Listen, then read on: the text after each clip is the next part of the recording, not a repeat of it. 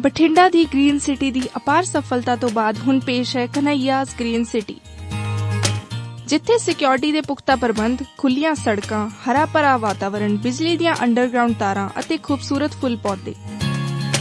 Landscaping ਅਤੇ ਨਿਰਮਾਣ ਕਾਰਜ ਚੱਲ ਰਹੇ ਨੇ ਤੇਜ਼ੀ ਨਾਲ। ਇਸ ਤੋਂ ਪਹਿਲਾਂ ਕਿ ਸਾਰੇ ਪਲਾਟ ਬੁੱਕ ਹੋ ਜਾਣ, ਸੰਪਰਕ ਕਰੋ 8556002064 ਅਤੇ 8556002071। ਸ਼ਮਾਦਾਨ।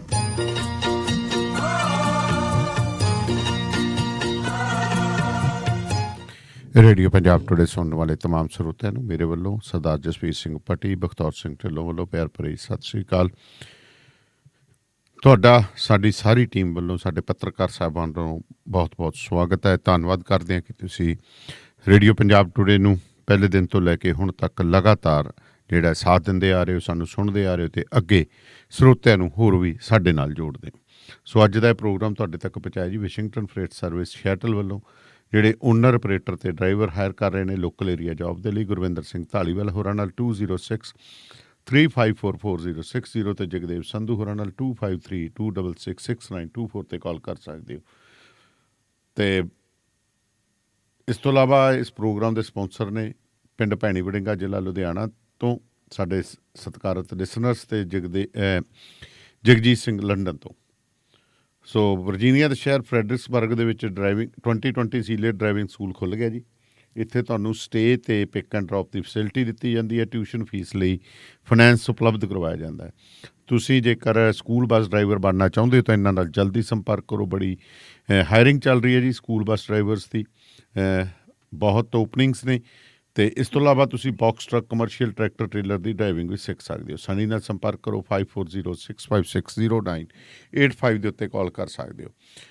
ਕੁਛ ਹੋਰ ਵਪਾਰਕ ਸੁਨੇਹੇ ਤੇ ਫਿਰ ਹਾਜ਼ਰ ਹੋਣਾ। Akal truck and trailer centre Winnipeg Canada, ਜਿਹੜੇ ਹਰ ਤਰ੍ਹਾਂ ਦੀ ਮੇਜਰ ਤੇ minor truck and trailer repair ਕਰਦੇ हैं, DOT ਸੇਫਟੀ ਇੰਸਪੈਕਸ਼ਨਸ ਕਰਦੇ हैं। ਇਹ ਹਰ ਤਰ੍ਹਾਂ ਦੀ ਬ੍ਰੇਕਾਂ ਦੇ ਕੰਮ ਤੋਂ ਲੈ ਕੇ suspension, tyre installation, electric and diagnose, rebuild, transmission, differential ਤੇ ਕਲਚ ਜੌਬਸ, ਆਇਲ ਚੇਂਜ, ਹਰ ਇੱਕ ਕੰਮ ਬੜੀ ਤਸੱਲੀ ਨਾਲ ਕਰਦੇ हैं जी। ਇਹ MPI ਅਪਰੂਵਡ ਨੇ ਔਰ ਹਾਂ, ਇਹ ਸੀਜ਼ਨਲ ਸਰਵਿਸਿਜ਼ ਵੀ ਪ੍ਰੋਵਾਈਡ ਕਰਦੇ हैं। 24 ਘੰਟੇ 7 ਦਿਨ ਦੀ ਸਰਵਿਸਿਜ਼ ਲਈ ਤੇ ਵਧੇਰੇ ਜਾਣਕਾਰੀ ਲਈ ਕਾਲ ਕਰੋ 204-459-2000 ਜਾਂ ਫਿਰ ਕਾਲ ਕਰੋ 204-777-0460। ਓਏ ਮੇਰੇ ਵੀਰ, ਮੈਨੂੰ ਬਸ ਇੱਕ ਗੱਲ ਦੱਸ ਦੇ ਵੀ ਆ ਜਿਹੜੀ ਤੂੰ ਟਰੈਵਲਿੰਗ ਕਰਦਾ ਤੇ ਉਹਦੇ ਤੋਂ ਬਾਅਦ ਫਰੈਸ਼ ਰਹਿਣਾ, ਇਹਦਾ ਰਾਜ਼ ਕੀ ਹੈ?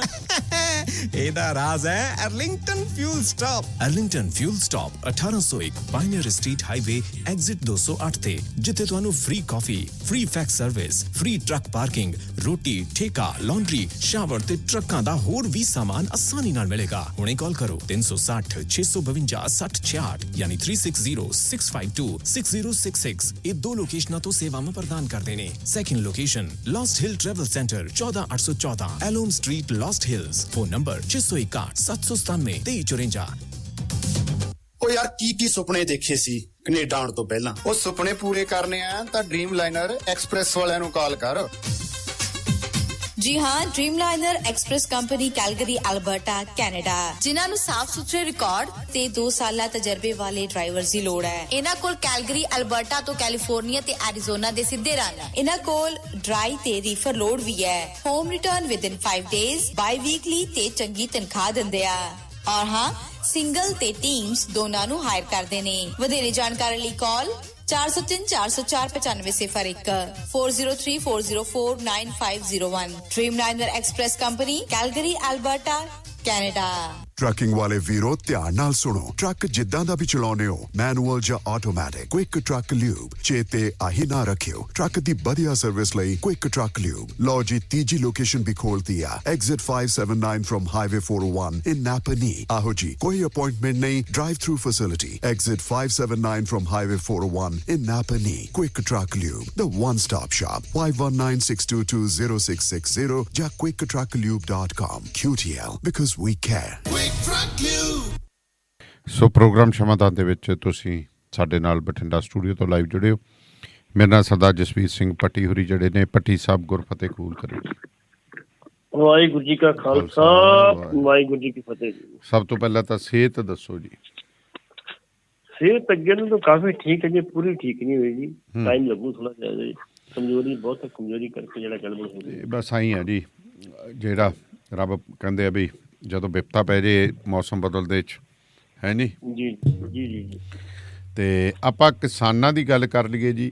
ਅੱਜ ਕਿਸਾਨ ਆਪਣਾ ਕਾਫੀ ਐਕਟਿਵ ਰਿਹਾ ਹੈ। ਸੰਯੁਕਤ ਕਿਸਾਨ ਮੋਰਚਾ ਸਰਕਾਰ ਦੌਰਾਨ ਵੀ ਕੋਈ ਗੱਲਬਾਤ ਦੀ ਗੱਲ ਚੱਲੀ ਸੀ, ਵਾਪਸ ਆਉਣ ਦੀਆਂ, ਕੀ ਕਰਨਾ ਹੈ, ਕਿਸ ਤਰ੍ਹਾਂ ਕਰਨਾ ਹੈ, ਅੱਗੇ ਕੀ ਰਣਨੀਤੀ ਹੈ, ਕੀ ਕੁਛ ਹੋਇਆ ਜੀ ਅੱਜ? ਜਿੱਥੋਂ ਤੱਕ ਸਰਕਾਰ ਤੇ ਕਾਂਗਰਸ, ਸਰਕਾਰ ਤੇ ਕਿਸਾਨਾਂ ਦੀ ਗੱਲ ਆ ਜੀ, ਕਿਸਾਨਾਂ ਦੀ ਮੀਟਿੰਗ ਸੀ ਅੱਜ ਜੀ। ਮੀਟਿੰਗ ਤੋਂ ਪਹਿਲਾਂ ਯੁੱਧ ਵੀਰ ਹੋਰਾਂ ਨੂੰ ਇੱਕ ਪੱਤਰ ਮਿਲਦਾ ਤੇ ਉਹਦੇ ਪੱਤਰ ਤੇ ਸ਼ਰਤਾਂ ਕੁਝ ਲਿਖੀਆਂ ਹੁੰਦੀਆਂ ਸੀ ਵੀ ਭਾਈ ਤੁਸੀਂ ਵਾਪਸ ਅੰਦੋਲਨ ਕਰ ਲਓ, ਤੁਹਾਡੇ ਅਸੀਂ ਪਰਚੇ ਫਿਰ ਸਾਰੇ ਉਹ ਖਤਮ ਕਰ ਦਿਆਂਗੇ। ਜਿਹੜੀ ਮੁਆਵਜ਼ੇ ਦੀ ਗੱਲ ਸੀ, ਮੁਆਵਜ਼ਾ ਕਹਿੰਦੇ ਵੀ ਉਹਨਾਂ ਨੇ ਕਿਹਾ ਸੀ ਪੰਜਾਬ ਤਲ ਤੇ ਮੁਆਵਜ਼ਾ ਦਿੱਤਾ ਜਾਵੇ। ਉਹਨਾਂ ਕਿਹਾ ਜੀ ਅਸੀਂ ਸਿਧਾਂਤਕ ਤੌਰ ਤੇ ਵਿਚਾਰਾਂਗੇ ਤੇ ਫਿਰ ਮੁਆਵਜ਼ੇ ਦੀ ਗੱਲ ਕਰਾਂਗੇ ਜੀ। ਜਿਹੜੀ ਗੱਲ MSP ਬਾਰੇ ਕਹੀ ਗਈ ਸੀ, MSP ਬਾਰੇ ਸਰਕਾਰ ਨੇ ਇਹ ਗੱਲ ਕਹੀ ਆ ਵੀ ਇਕੱਲੇ ਤੁਸੀਂ ਨਹੀਂ, ਜਿਹੜੇ ਬਾਕੀ ਕੋਈ ਸੰਗਠਨ ਰਹਿ ਗਏ ਆ ਉਹਨਾਂ ਨੂੰ ਵੀ ਸ਼ਾਮਲ ਕਰਕੇ ਤੇ ਫਿਰ ਅਸੀਂ MSP ਦੀ ਗੱਲ ਤੁਹਾਡੇ ਨਾਲ ਕਰਾਂਗੇ ਜੀ। ਮਤਲਬ ਸਰਕਾਰ ਹਾਲੀ ਟੈਂਟ ਚ ਕਾਨਾ ਪਾਉਣ ਲਈ ਤਿਆਰ ਬੈਠੀ ਆ ਜੀ। ਲੇਕਿਨ ਉਹਦਾ ਜਵਾਬ ਜਿਹੜਾ ਲੈਟਰ ਦਾ ਦੇ ਕੇ ਭੇਜਦਾ ਕਿ ਸਾਨੂੰ ਇਹ ਮਨਜ਼ੂਰ ਨਹੀਂ, ਕਿੱਦਾਂ ਮਨਜ਼ੂਰ, ਉਹ ਵੀ ਇਹਨਾਂ ਨੂੰ ਡਾਇਰੈਕਸ਼ਨ ਦੇ ਦਿੱਤੀ ਆ। ਕੱਲ ਨੂੰ ਇਸੇ ਸਬੰਧ ਚ ਫਿਰ 2 ਵਜੇ ਮੀਟਿੰਗ ਰੱਖੀ ਗਈ ਆ ਜੀ। ਪਹਿਲਾਂ 5 ਮੈਂਬਰੀ ਕਮੇਟੀ ਦੀ ਹੋਏਗੀ, ਫਿਰ ਸੰਯੁਕਤ ਕਿਸਾਨ ਮੋਰਚੇ ਦੀ ਹੋਏਗੀ, ਉਦੋਂ ਬਾਅਦ ਅਗਲਾ ਫੈਸਲਾ ਲਿਆ ਜਾਵੇ ਸਰਕਾਰ ਕਿੱਥੇ ਖੜੀ ਹੈ ਜੀ। ਇੱਕ ਪਾਸੇ ਤੇ ਹਰਿਆਣਾ ਦੇ ਜਿਹੜੇ ਹੈਗੇ ਆ DGP ਜਾਂ ਉਹਨਾਂ ਦੇ ਕੋਈ ਅਧਿਕਾਰੀਆਂ ਨੇ ਮੀਟਿੰਗ ਜਿਹੜੀ ਕੀਤੀ ਆ ਹਰਿਆਣਾ ਜਥੇਬੰਦੀਆਂ ਦੇ ਵੀ ਤੁਹਾਡੇ ਕੇਸ ਵੀ ਖਾਰਜ ਕਰ ਦਿੰਦੇ ਆ ਤੇ ਤੁਸੀਂ ਧਰਨਾ ਚੁੱਕ ਦਿਓ ਜੀ। UP ਵਾਲੇ ਵੀ ਇਹੀ ਕਹੀ ਜਾਂਦੇ ਆ। ਰਹਿ ਗਈ ਦਿੱਲੀ ਦੀ ਗੱਲ, ਦਿੱਲੀ ਦੇ ਵਿੱਚ ਵੀ ਕੇਸ ਬਹੁਤ ਦਰਜ ਨੇ। ਕੇਸਾਂ ਤੋਂ ਇਲਾਵਾ ਕਈ ਟਰੈਕਟਰ, ਕੋਈ ਹੋਰ ਪ੍ਰਾਪਰਟੀ ਜਿਹੜੀ ਲੋਕਾਂ ਦੀ ਪਈ ਆ ਉਹ ਵੀ ਵਾਪਸ ਮਿਲਣੀ ਚਾਹੀਦੀ। ਇਹ ਸਾਰੀਆਂ ਗੱਲਾਂ ਨੂੰ ਲੈ ਕੇ ਉਹਨਾਂ ਕਿਹਾ ਜੀ ਪਰਾਲੀ ਦਾ ਕਾਨੂੰਨ ਆ, ਫਿਰ ਸਾਡਾ ਬਿਜਲੀ ਦਾ ਕਾਨੂੰਨ ਆ, ਸਾਰੀਆਂ ਜਿੰਨਾ ਚਿਰ ਸਾਨੂੰ ਪੂਰਾ ਸਾਡਾ ਮਸਲਾ ਹੱਲ ਨਹੀਂ ਹੁੰਦਾ ਉਹਨਾਂ ਚਿਰ ਸੱਜ ਜਾਣ ਦਾ ਸਵਾਲ ਹੀ ਨਹੀਂ ਪੈਦਾ ਹੁੰਦਾ। ਫਿਰ ਵੀ ਅਸੀਂ ਕੱਲ ਨੂੰ ਬਕਾਇਦਾ ਤੌਰ ਤੇ ਫਿਰ ਮੀਟਿੰਗ ਰੱਖੀ ਆ। ਕੱਲ ਨੂੰ ਸਰਕਾਰ ਦਾ ਜਵਾਬ ਇਹਦੇ ਤੇ ਕੀ ਆਉਂਦਾ ਉਦੋਂ ਬਾਅਦ ਅਸੀਂ ਵਿਚਾਰਾਂਗੇ ਵੀ ਕੀ ਕਰਨਾ ਕੀ ਨਹੀਂ ਕਰਨਾ। ਲੇਕਿਨ ਹਾਲ ਦੀ ਘੜੀ ਸਰਕਾਰ ਜਿਹੜੀ ਆ ਉਹ ਏਦਾਂ ਹੀ ਬਸ ਟਰਪਲਾ ਮਾਰ ਰਹੀ ਆ ਵੀ ਕਿਸੇ ਤਰੀਕੇ ਨਾਲ ਉੱਠ ਕੇ ਚਲੇ ਜਾਣ, ਮੁੜ ਕੇ ਫੇਰ ਵੇਖਾਂਗੇ ਜੀ। ਲੇਕਿਨ ਹਰਿਆਣੇ ਦੇ ਜਿਹੜੇ ਕਿਸਾਨ ਉਹ ਕਹਿੰਦੇ ਵੀ ਜਦੋਂ ਸਾਡਾ ਪਹਿਲਾਂ ਜਾਟ ਅੰਦੋਲਨ ਹੋਇਆ ਸੀ ਉਦੋਂ ਵੀ ਸਾਡੇ ਦਾ ਭਰੋਸਾ ਦੇ ਕੇ ਅਸੀਂ ਕੇਸ ਵਾਪਸ ਨਹੀਂ ਲੱਗੇ, ਮੁੜ ਕੇ ਸਾਨੂੰ ਕੋਰਟਾਂ 'ਚ ਭੁਗਤਣਾ ਪਿਆ। ਇਸ ਕਰਕੇ ਅਸੀਂ ਉਹ ਗਲਤੀ ਕਰ ਲਈ ਸੀ, ਇਹ ਗਲਤੀ ਨਹੀਂ ਕਰਦੇ। ਇਸ ਕਰਕੇ ਹਾਲ ਦੀ ਖੜੀ ਟੈਂਟ 'ਚ ਕਰਨਾ ਪਿਆ ਜੀ। ਸਰਕਾਰ ਆਪਣੀ ਜਗ੍ਹਾ ਖੜੀ ਆ, ਇਹ ਆਪਣੀ ਜਗ੍ਹਾ ਖੜੇ ਆ। ਜਿਹੜੇ ਇਹ ਕੇਸ ਵਾਪਸ ਲੈ ਲਏ ਆ, MSP ਬਾਰੇ ਕਮੇਟੀ ਬਣਨ ਦੀ ਗੱਲ ਕਰਦੇ ਹੋ, ਅਜੇ ਨਿਪਰੇ ਚੜ ਰਿਹਾ ਕੁਝ ਵੀ ਲੱਗਦਾ ਜੀ। ਇਹ ਮੈਨੂੰ ਲੱਗਦਾ ਹੁਣ ਜਿਹੜਾ ਸਾਰਾ ਮਾਮਲਾ ਨਾ ਹੁਣ ਜੇ ਇਕੱਲੇ ਪੰਜਾਬ ਵਾਲੇ ਕਿਸਾਨਾਂ ਦੇ ਹੱਥ 'ਚ ਰਹਿ ਗਿਆ ਉਹ ਗੱਲ ਨਹੀਂ, ਹੁਣ UP ਦੇ ਹੱਥ 'ਚ ਵੀ ਗੱਲ ਆ ਗਈ ਹੈ, ਹਰਿਆਣੇ ਦੇ ਆ ਗਈ ਹੈ। ਕਿਉਂਕਿ ਜੇ ਤੁਸੀਂ ਅੱਜ ਛੱਡ ਕੇ ਭੱਜਦੇ ਹੋ ਤਾਂ ਹਰਿਆਣੇ ਵਾਲਿਆਂ ਦਾ ਮੁੜ ਕੇ ਸਾਥ ਕਦੋਂ ਲਓਗੇ ਤੁਸੀਂ? ਦੇਖੋ ਜੀ, ਜਿਹੜੇ 5 ਮੈਂਬਰੀ ਕਮੇਟੀ ਬਣੀ ਆ ਬਕਾਇਦਾ ਤੌਰ ਤੇ ਇਹੀ ਦਰਸਾਉਣ ਵਾਸਤੇ ਬਣੀ। ਜਿਹੜੇ ਗੁਰਨਾਮ ਸਿੰਘ ਤਲੂਨੀ ਉਹ ਹਰਿਆਣੇ ਤੋਂ, ਬਲਬੀਰ ਸਿੰਘ ਰਾਜੇਵਾਲ ਸਾਡੇ ਇੱਥੋਂ ਆਪਣੇ ਪੰਜਾਬ ਤੋਂ, ਫਿਰ ਜੁੱਧਵੀਰ ਸਿੰਘ ਜਿਹੜੇ UP ਤੋਂ, ਅਸ਼ੋਕ ਠਾਵਲੇ ਜਿਹੜੇ ਲੈ ਗਏ ਨੇ ਉਹ ਆਪਣੇ ਮਹਾਰਾਸ਼ਟਰ ਤੋਂ, ਫਿਰ ਜਿਹੜੇ ਸਾਡੇ ਲੈ ਗਏ ਨੇ ਉਹ ਸ਼ਿਵਕੁਮਾਰ ਕੱਕਾ ਮੱਧ ਪ੍ਰਦੇਸ਼ ਤੋਂ। ਇਹੋ ਹੀ ਦੱਸਣ ਦੀ ਕੋਸ਼ਿਸ਼ ਕੀਤੀ ਸਰਕਾਰ ਨੂੰ ਕਿ ਇਕੱਲਾ ਅੰਦੋਲਨ ਤੁਸੀਂ 2 ਸਟੇਟਾਂ ਨੂੰ ਸਮਝੋ, ਇਹ ਸਾਰੇ ਦੇਸ਼ ਦਾ ਅੰਦੋਲਨ ਹੈ ਤੇ ਸਾਰੇ ਦੇਸ਼ ਦੀ ਗੱਲ ਚੱਲੂਗੀ। ਇਸ ਕਰਕੇ ਸਰਕਾਰ ਅਜੇ ਵੀ ਲਿਪੂ ਠਿੱਪੂ ਤਾਂ ਸਰਕਾਰਾਂ ਕਰਦੀਆਂ ਹੁੰਦੀਆਂ, ਲੇਕਿਨ ਆਖਿਰਕਾਰ ਤੇ ਗੱਲ ਮੰਨਣੀ ਵੀ ਜੇ ਉਹਨਾਂ ਕਹਿਤਾ ਭਾਈ ਬੈਠੇ ਅਸੀਂ 5-5 ਟਰੈਕਟਰ ਲੈ ਕੇ ਜਾਵਾਂਗੇ, ਅਸੀਂ ਤੁਹਾਡੇ ਪਾਰਲੀਮੈਂਟ ਵਾਲੇ ਪਾਸੇ 5 ਅੱਜ ਗਏ 10 ਅੱਜ ਗਏ ਜਾਵਾਂਗੇ, ਅਸੀਂ ਜੇ ਗੱਲ ਕਹਿਤੀ ਤੇ ਫਿਰ ਤੇ ਸਰਕਾਰ ਨੂੰ ਕੁਛ ਨਾ ਕੁਛ ਕਰਨਾ ਪਊ। ਲੇਕਿਨ ਸਰਕਾਰ ਉਮੀਦ ਹੈ ਵੀ ਉਹਨਾਂ ਦੀ ਆਖੀ ਮੰਨ ਜਾਵੇਗੀ ਵੀ ਠੀਕ ਹੈ ਕੇਸ ਅਸੀਂ ਵਾਪਸ ਲੈਂਦਾ, ਲਿਖਤੀ ਪੜ੍ਹਦੇ ਰੱਡੇ ਨਾਲ ਲਿਖ ਕੇ ਦੇ ਦਿੰਦੇ ਕਿ ਕੇਸ ਵਾਪਸ ਲਵਾਂਗੇ, ਕਿਤੇ ਗੱਲ ਬਣ ਗਈ। ਨਹੀਂ ਤਾਂ ਹੁਕਮ ਹੀ ਕਰਨੇ ਜੀ, ਗ੍ਰਹਿ ਮੰਤਰਾਲੇ ਨੇ 5 ਮਿੰਟਾਂ ਦੀ ਗੱਲ ਹੈ, ਹੁਕਮ ਇੱਕ ਚਿੱਠੀ ਕਰਨੀ, ਸਾਰੀਆਂ ਸਟੇਟਾਂ ਨੂੰ ਨੋਟਿਸ ਜਾਰੀ ਕਰਨਾ ਕਿ ਵੀ ਆਹ ਸਾਰੇ ਕੇਸ ਰੱਦ ਕਰ ਦਿਓ ਜੀ। ਗੱਲ ਤਾਂ ਕੋਈ ਹੈ ਹੀ ਨਹੀਂ ਇਹਦੇ 'ਚ ਵੱਡੀ ਗੱਲ ਕੋਈ। ਨਾਲੇ ਪਿਛਲੀਆਂ ਜਿੰਨੀਆਂ ਵੀ ਮੂਵਮੈਂਟਾਂ ਰਹੀਆਂ ਉਹਨਾਂ 'ਚ ਕੇਸ ਇਸੇ ਤਰ੍ਹਾਂ ਰੱਦ ਹੁੰਦੇ ਰਹੇ ਨੇ ਪਹਿਲਾਂ। ਤੇ ਕੇਸ ਤੇ ਸਿਰਫ ਕੀਤੇ ਜਾਂਦੇ ਸੀ ਕਿ ਲੋਕਾਂ ਨੂੰ ਡਰਾਇਆ ਜਾਵੇ, ਧਮਕਾਇਆ ਜਾਵੇ ਤੇ ਨਾ ਇੱਥੇ ਹੋਣ। ਲੇਕਿਨ ਹੁਣ ਲੋਕ ਡਰ ਦੇ ਧਰਨ ਵਾਲੇ ਨਹੀਂ ਹੈਗੇ, ਸਭ ਕੁਝ ਸਮਝਦੇ ਨੇ। ਜਿਹੜੀ MSP ਦੀ ਗੱਲ ਆ ਜੀ, ਤੁਹਾਨੂੰ ਪਤਾ ਹੋਏਗਾ, ਇੱਕ ਇਹਨਾਂ ਨੇ ਸਾਡੀ ਸਰਕਾਰ ਨੇ ਕੁਝ ਕੀਤਾ ਸੀ ਪਿਛਲੇ ਸਮੇਂ ਦੇ ਵਿੱਚ ਜੀ। MSP ਕਾਨੂੰਨ ਦੀ ਆਪਾਂ ਗੱਲ ਕਰਦੇ ਹਾਂ।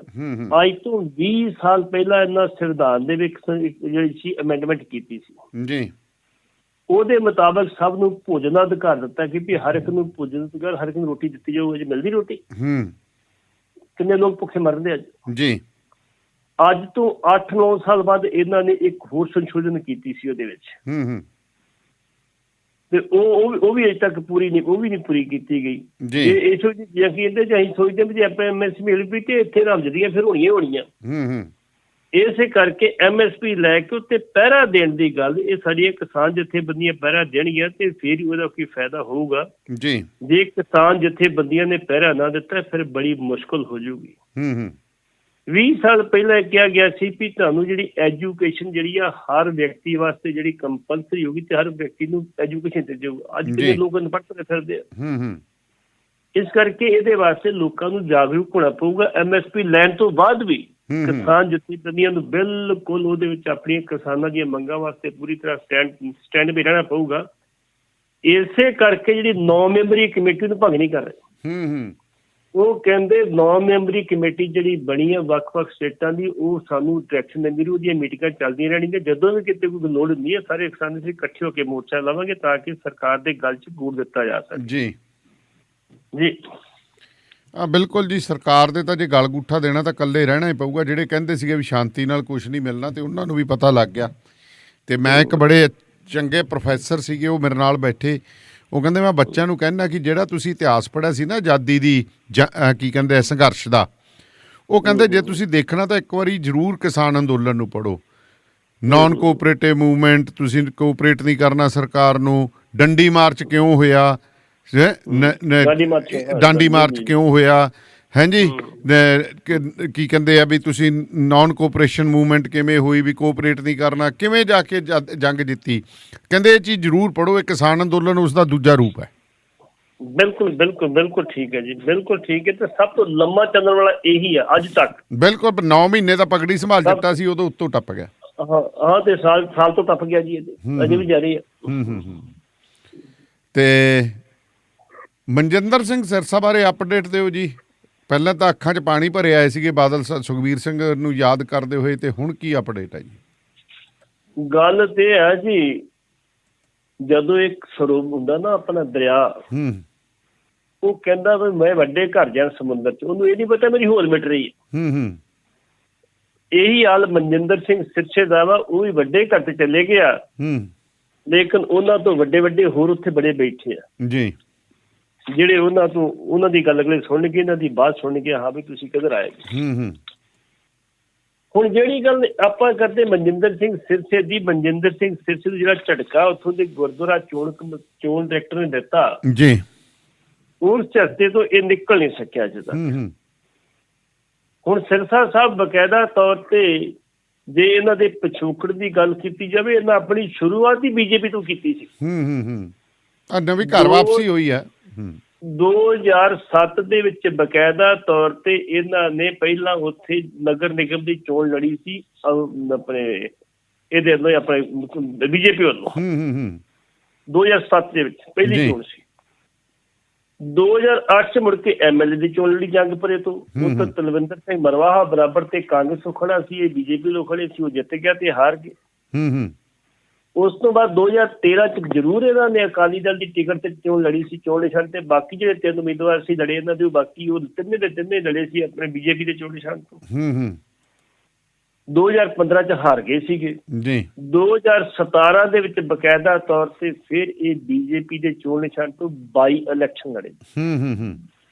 ਇਹਨੂੰ ਘਰ ਵਾਪਸੀ ਕਹਿ ਲਓ, ਜੋ ਮਰਜ਼ੀ ਕਹਿ ਲਓ, ਇਹਦੇ ਵਿੱਚ ਗੱਲ ਠੀਕ ਆ, ਲੇਕਿਨ ਇਹਨਾਂ ਦੀ ਨਾਮਜ਼ਦਗੀ ਜਿਹੜੀ ਕੀਤੀ ਗਈ ਸੀ SGPC ਨੇ, ਉਹਦੇ ਬਾਰੇ ਬਕਾਇਦਾ ਤੌਰ ਤੇ 72 ਘੰਟੇ ਦੇ ਨੋਟਿਸ ਤੇ ਐਮਰਜੈਂਸੀ ਮੀਟਿੰਗ ਕਾਲ ਕੀਤੀ ਗਈ ਸੀ, ਇਹਨਾਂ ਦੀ ਐਗਜ਼ੈਕਟਿਵ ਮੀਟਿੰਗ, ਅੰਤਰਿਮ ਕਮੇਟੀ ਦੀ ਜੀ। ਅੱਜ ਉਹ ਬਕਾਇਦਾ ਤੌਰ ਤੇ ਮੀਟਿੰਗ ਹੋਈ ਆ, ਗੋਲ ਮੋਲ ਗੱਲਾਂ ਕਰਦੇ ਆ ਜੀ। ਕਿਉਂਕਿ ਮਨਜਿੰਦਰ ਸਿੰਘ ਸਿਰਸਾ ਨੇ ਬਕਾਇਦਾ ਤੌਰ ਤੇ ਇੱਕ ਪੱਤਰ ਲਿਖਿਆ ਕੋਰਟ ਨੂੰ ਕਿ ਮੈਨੂੰ ਕੋਈ ਇਤਰਾਜ਼ ਨਹੀਂ ਕਿ ਸ਼੍ਰੋਮਣੀ ਕਮੇਟੀ ਨਵਾਂ ਮੈਂਬਰ ਨਾਮਜ਼ਦ ਕਰਕੇ ਭੇਜ ਦੇਵੇ ਤੇ ਦਿੱਲੀ ਕਮੇਟੀ ਦੀ ਚੋਣ ਹੋ ਜਾਵੇ। ਜੀ ਜੇ ਦਿੱਲੀ ਕਮੇਟੀ ਦੀ ਚੋਣ, ਲੇਕਿਨ ਮੇਰਾ ਕੇਸ ਚੱਲਦਾ ਰਹੇ ਤੇ ਭਾਈ ਤੇਰਾ ਕਿਸ ਕੋ ਚੱਲਦਾ ਰਹੂਗਾ ਜੋ ਤੇਰੀ ਨੋਮੀਨੇਸ਼ਨ ਰੱਦ ਕਰਦੀ ਜੀ। ਹੁਣ ਅੱਜ ਇਹਨਾਂ ਨੇ ਬੜੇ ਸੰਗੀਨ ਦੇ ਬੜੇ ਟੁੱਟ ਵਧਵੇਂ ਦੇ ਤਰੀਕੇ ਨਾਲ ਲਿਖਿਆ ਰੱਦ ਕਰਨ ਨੂੰ, ਵੀ ਮੈਂ 2 ਵਾਰੀ ਤੈਨੂੰ ਕਿਹਾ, ਮੈਂ ਕਿਹਾ ਤੁਹਾਡਾ ਰੱਦ ਲਫ਼ਜ਼ ਕਿੱਥੇ ਗਿਆ। ਸ਼੍ਰੋਮਣੀ ਕਮੇਟੀ ਦੀ ਅੰਤਰੰਗ ਕਮੇਟੀ ਨੇ ਬਕਾਇਦਾ ਤੌਰ ਤੇ ਅੱਜ ਮਨਜਿੰਦਰ ਸਿੰਘ ਸਿਰਸੇ ਦੀ ਜਿਹੜੀ ਹੈਗੀ ਸੀ ਨਾਮਜ਼ਦਗੀ ਉਹ ਰੱਦ ਕਰਤੀ ਹੈ। ਰੱਦ ਕਰਨ ਤੋਂ ਬਾਅਦ ਨਵੇਂ ਮੈਂਬਰ ਦੀ ਗੱਲ ਚੱਲੀ ਸੀ। ਵਿਰੋਧੀ ਧਿਰ ਦਾ ਇੱਕੋ ਹੀ ਮੈਂਬਰ ਆ ਬਾਬਾ ਗੁਰਪ੍ਰੀਤ ਸਿੰਘ ਰੰਧਾਵਾ ਜੀ। ਉਹਨੇ ਕਿਹਾ ਜੀ ਨੰਬਰ ਤੁਸੀਂ ਆ ਗੂੰਗੀ ਬਹਿ ਕੇ ਰੱਖਦੇ ਹੋ, ਪ੍ਰਧਾਨ ਨੂੰ ਅਧਿਕਾਰ ਦੇ ਕਿਉਂ ਦਿੱਤੇ, ਤੁਸੀਂ ਜਾਓ ਅਸੀਂ ਡਿਸਕਸ ਕਰਾਂਗੇ। ਬੰਦਾ ਜਾਣਾ ਚਾਹੀਦਾ ਕਿ ਨਹੀਂ ਜਾਣਾ ਚਾਹੀਦਾ ਉੱਥੇ। ਬੰਦਾ ਲਿਆਓ, ਬੰਦਾ ਇੱਕ ਧਰਮ ਨੂੰ ਮੰਨਣ ਵਾਲਾ ਹੋਵੇ, ਧਾਰਮਿਕ ਪ੍ਰਵਿਰਤੀ ਵਾਲਾ ਹੋਵੇ, ਕੰਮ ਕਰਨਾ ਹੋਵੇ। ਦੱਸੋ ਵੀ ਧਰਮ ਪ੍ਰਚਾਰ ਕਰ ਸਕਦਾ ਨਹੀਂ, 5 ਬਾਣੀਆਂ ਤਾਂ ਉਹ ਨਿੱਤ ਦੀ ਨਹੀਂ ਹੈਗੇ। ਬੰਦਾ ਲਿਆਓ, ਕਿਹੜਾ ਤੁਸੀਂ ਜੀ ਜੀ ਜੀ। ਲੇਕਿਨ ਉਹਨੇ ਗੱਲ ਨੂੰ ਜਿਹੜਾ ਉਹਨਾਂ ਨੇ ਗੌਰ ਨਹੀਂ ਕੀਤਾ ਗਿਆ ਤੇ ਇਹਨਾਂ ਨੇ ਆਪਣੀ ਮਰਜ਼ੀ ਨਾਲ ਜਿਹੜਾ ਸੀ ਉਹਨੂੰ ਬਹੁਤ ਸੰਮਤੀ ਨਾਲ ਜਿਹੜੇ ਸੀ ਅਧਿਕਾਰ ਸਾਰੇ ਪ੍ਰਧਾਨ ਨੂੰ ਦਿੱਤੇ ਵੀ ਪ੍ਰਧਾਨ ਆਪਣੇ ਲੈਵਲ ਤੇ ਬੰਦੇ ਦੀ ਚੋਣ ਕਰਕੇ ਉਹ ਬੰਦਾ ਭੇਜ ਦੇਗਾ ਉਹਨੂੰ। ਹੁਣ ਬਾਬੇ ਗੁਰਪ੍ਰੀਤ ਸਿੰਘ ਨੇ ਇੰਨੀ ਗੱਲ ਕਹੀ ਵੀ ਭਾਈ ਜੋ ਮਰਜ਼ੀ ਕਰ ਲਓ, ਪਹਿਲੀ ਗੱਲ ਤੇ ਇਹ ਸ਼੍ਰੋਮਣੀ ਕਮੇਟੀ ਦਾ ਕੋਈ ਮੈਂਬਰ ਹੋਣਾ ਚਾਹੀਦਾ। ਦੂਸਰੀ ਚੀਜ਼, ਜੇ ਨਹੀਂ ਤਾਂ ਤੁਸੀਂ ਪੰਜਾਬ 'ਚ ਬੰਦਾ ਧਾਰਮਿਕ ਪ੍ਰਵਿਰਤੀ ਵਾਲਾ 5 ਬਾਣੀਆਂ ਦੇ ਨਿਤਨੇਮੀ ਜਿਹੜਾ ਗੁਰੂ ਦੇ ਭੈ 'ਚ ਰਹਿਣ ਵਾਲਾ ਬੰਦਾ ਹੋਵੇ ਉਹ ਭੇਜੋ। ਜੇ ਕਿਤੇ ਤੁਸੀਂ ਦਿੱਲੀ ਦਾ ਜਾਂ ਬਾਹਰ ਦਾ ਵੀ ਬੰਦਾ ਭੇਜਣ ਦੀ ਗੱਲ ਕੀਤੀ ਤੇ ਫਿਰ ਮੈਂ ਆਪਣਾ ਡੀਸੈਂਟ ਨੋਟ ਦੇਵਾਂਗਾ ਬਕਾਇਦਾ ਤੌਰ ਤੇ, ਭਾਵੇਂ ਨਾ ਸੁਣਾਈ ਹੋਵੇ ਲੇਕਿਨ ਉਹਦਾ ਇਤਿਹਾਸ ਤੇ ਬਣੇਗਾ ਨਾ ਵੀ ਇਹਨਾਂ ਡੀਲ ਦਿੱਤਾ ਸੀ ਉੱਥੇ। ਅੱਜ ਤੇ ਬੇਸ਼ੱਕ ਸ਼੍ਰੋਮਣੀ ਕਮੇਟੀ ਪ੍ਰਵਾਹ ਨਾ ਕਰੇ ਜੀ, ਲੇਕਿਨ ਇਤਿਹਾਸ ਦੇ ਪੰਨਿਆਂ ਤੇ ਜਦੋਂ ਆਊਗਾ ਉਦੋਂ ਕਿਹਾ ਜਾਊਗਾ ਵੀ ਇਹ ਉਦੋਂ ਪ੍ਰਧਾਨ ਸੀ ਤੇ ਇਹ ਉਦੋਂ ਵਾਈਸ ਪ੍ਰਧਾਨ ਸੀ ਜਦੋਂ ਇਹ ਗੱਲ ਕੀਤੀ ਸੀ ਤੇ ਇੱਕ ਬੰਦੇ ਨੇ ਵਿਰੋਧ ਕੀਤਾ ਸੀ, ਆਹ ਬੰਦਾ ਠੀਕ ਨਹੀਂ, ਇਹਨੂੰ ਤੁਸੀਂ ਕਿਉਂ ਪਾ ਰਹੇ। ਇਸ ਕਰਕੇ ਇਕੱਲੇ ਬੰਦੇ ਨੇ ਵਿਰੋਧ ਕੀਤਾ, ਲੇਕਿਨ ਸਾਰੇ ਅਧਿਕਾਰ ਦੇ ਦਿੱਤੇ ਗਏ ਨੇ ਆਪਣੇ ਪ੍ਰਧਾਨ ਨੂੰ, ਸਰਦਾਰ ਹਰਜਿੰਦਰ ਸਿੰਘ ਧਾਮੀ ਨੂੰ ਜੀ। ਹੁਣ 9 ਤਰੀਕ ਦੀ ਮੀਟਿੰਗ ਆ ਉੱਥੇ ਕੋਰਟ ਦੇ ਵਿੱਚ ਜੀ। ਕੋਰਟ ਦੇ ਵਿੱਚ ਸਰਸੇ ਨੇ ਆਪਣਾ ਕੇਸ ਕੀਤਾ ਤੇ ਇੱਕ ਐਸਜੀਪੀਸੀ ਵੱਲੋਂ ਕੀਤਾ। ਸਰਸਾ ਇਹ ਕਹਿ ਰਿਹਾ ਦੋਵਾਂ ਦੇ ਵਕੀਲਾਂ ਦੀ ਫੀਸ ਮੈਂ ਆਪਣੇ ਕੋਲੋਂ ਦਿੱਤੀ, ਚੰਗੀ ਗੱਲ ਦਿੱਤੀ ਹੈ ਜੀ। ਜੀ ਚਲੋ ਵਧੀਆ ਗੱਲ ਹੈ। ਹੁਣ ਐਸਜੀਪੀਸੀ ਦਾ ਕੇਸ ਆਪਣਾ ਵਾਪਸ ਲੈਣਾ ਪਊ। ਜੇ ਤੁਸੀਂ ਨਵੇਂ ਬੰਦੇ ਦਾ ਨਾਮ ਭੇਜ ਰਹੇ ਹੋ ਤਾਂ ਤੁਹਾਡਾ ਕੇਸ ਕਿਵੇਂ ਚੱਲ ਸਕਦਾ। ਬਿਲਕੁਲ ਬਿਲਕੁਲ। ਤੇ ਉਮੀਦ ਹੈ ਵੀ ਜਦੋਂ ਨਵਾਂ ਕੇਸ ਚੱਲੇਗਾ ਫਿਰ ਜੱਜ ਕਹੇਗਾ ਭਾਈ ਜੋ ਤੇਰੀ ਨੋਮੀਨੇਸ਼ਨ ਹੀ ਰੱਦ ਕਰ ਦਿੱਤੀ ਹੈ, ਹੁਣ ਕੇਸ ਦਾ ਵੀ ਕੀ ਰਹਿ ਗਿਆ, ਹੁਣ ਮਗਰ ਹੀ ਗੱਲ ਖਤਮ ਹੋ ਗਈ। ਬਿਲਕੁਲ ਤੁਹਾਡੇ ਸਾਹਮਣੇ ਆ। ਜਦੋਂ ਬਕਾਇਦਾ ਤੌਰ ਤੇ ਹਰਿਆਣਾ ਕਮੇਟੀ ਦੀ ਗੱਲ ਚੱਲੀ ਸੀ, ਕੇਸ ਸੁਪਰੀਮ ਕੋਰਟ ਚੱਲਦਾ ਸੀਗਾ, ਜਿਹੜਾ 2004-3 ਦੀ ਨੋਟੀਫਿਕੇਸ਼ਨ ਜਾਰੀ ਕੀਤਾ ਸੀ ਵਾਜਪਾਈ ਸਾਹਿਬ ਨੇ ਜੀ, ਉਸੇ ਨੋਟੀਫਿਕੇਸ਼ਨ ਨੂੰ ਜਿੰਦਾ ਕਰਕੇ ਨਾ ਬਕਾਇਦਾ ਤੌਰ ਤੇ ਆਰਡੀਨੈਂਸ ਨੂੰ ਉਸੇ ਜਿੰਦਾ ਕਰਕੇ ਬਕਾਇਦਾ ਤੌਰ ਤੇ ਉਹਦੇ ਤੇ ਇਹਨਾਂ ਨੇ ਜਿਹੜਾ ਸੀ ਉਹ ਚੇਂਜ ਕਰਤਾ ਸੀ, ਬਿਲਕੁਲ ਕਾਨੂੰਨ ਬਣਾਤਾ ਸੀ ਜੀ, ਐਕਟ 'ਚ ਤਬਦੀਲੀ ਕਰਤੀ ਸੀ।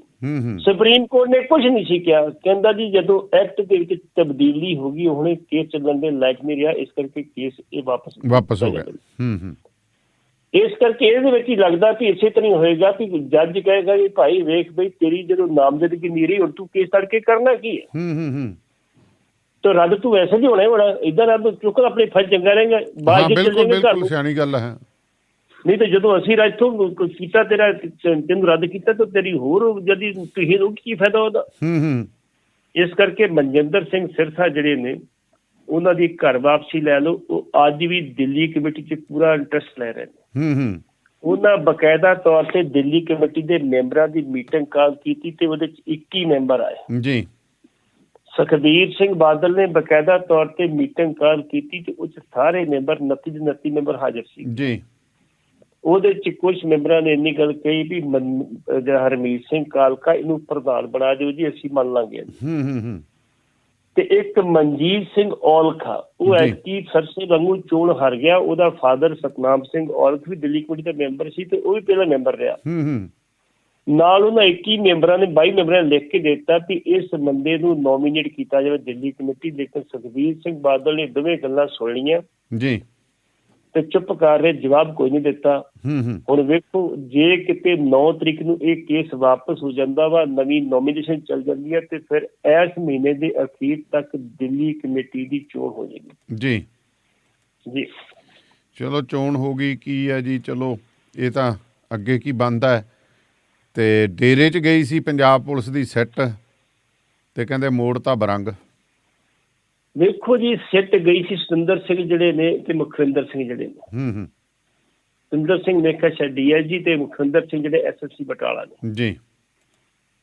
ਇਹਨਾਂ ਦੀ ਕਮਾਂਡ ਥੱਲੇ ਗਈ ਸੀ ਸਿੱਟ, ਤੇ ਸਿੱਟ ਉੱਥੋਂ ਗਈ ਤੇ ਉਹ ਕਹਿੰਦੇ ਜੀ ਦੱਸੋ। ਉਹ ਕਹਿੰਦੇ ਵਿਪਾਸਨਾ ਇੰਸਾ ਕਿੱਥੇ ਤੇ ਡਾਕਟਰ PR ਨੈਣ ਕਿੱਥੇ, ਅਸੀਂ ਉਹਦੀ ਪੁੱਛ ਪੜਤਾਲ ਕਰਨੀ, ਉਹਦੇ ਕੋਲ ਬਿਆਨ ਦਰਜ ਕਰਨਾ ਜੀ। ਉਹ ਕਹਿੰਦੇ ਜੀ ਉਹ ਤੇ ਬਿਮਾਰ ਨੇ, ਤੁਸੀਂ ਹੋਰ ਗੱਲ ਦੱਸੋ ਕੋਈ ਨਾ ਕੋਈ। ਉਹ ਕਹਿੰਦੇ ਉਹ ਤੁਹਾਨੂੰ ਦੱਸੀਏ ਕਿ ਅਸੀਂ ਆਏ ਇਸੇ ਵਾਸਤੇ ਆ ਜੀ। ਤੇ ਬਿਮਾਰ ਕਿੱਥੇ, ਕਹਿੰਦੇ ਬਿਮਾਰ ਤੇ ਹਸਪੀਟਲ ਚ ਹੋਣੀ ਥੋੜੀ ਹੈਗੇ ਕਿਤੇ।